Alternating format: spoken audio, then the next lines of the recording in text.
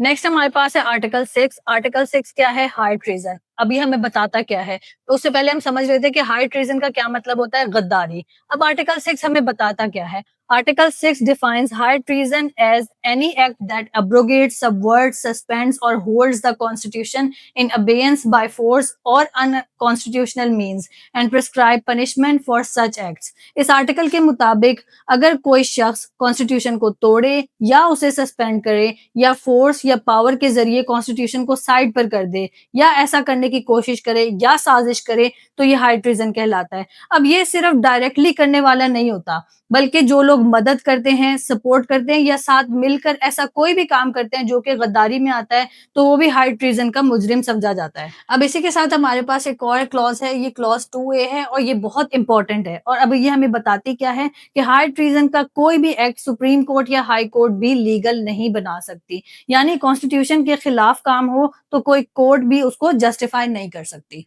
इसी के आगे अगर हम जाते हैं तो हमारे पास क्लॉज 3 आती है। क्लॉज 3 जो है ये पनिशमेंट ऑफ हाई ट्रीजन बताती है, मतलब कि पार्लियामेंट लॉ के जरिए पनिशमेंट डिसाइड करती है। हाई ट्रीजन की पनिशमेंट एक्ट 1973 के मुताबिक डेथ होती है या लाइफ इम्प्रिजनमेंट होती है। अब ये दोनों में से कोई भी दी जा सकती है। तो इसका अगर हम ओवरऑल पूरी बात करें तो इसमें सिंपल सी बात है, कॉन्स्टिट्यूशन के खिलाफ फोर्स यूज करना सबसे बड़ा जुर्म है। नेक्स्ट है हमारे पास आर्टिकल 7, डेफिनेशन ऑफ स्टेट। अब आर्टिकल 7 हमें क्या बताता है? Article 7 explains what is included in the term state under the constitution of Pakistan.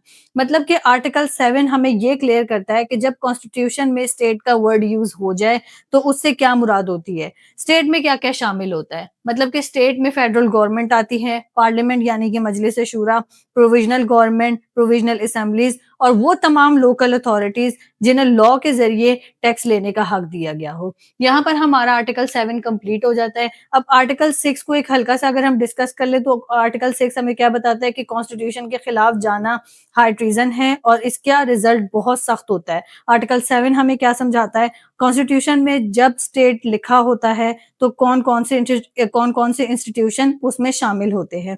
अब नेक्स्ट वीडियो में हम आर्टिकल 8 से स्टार्ट करेंगे।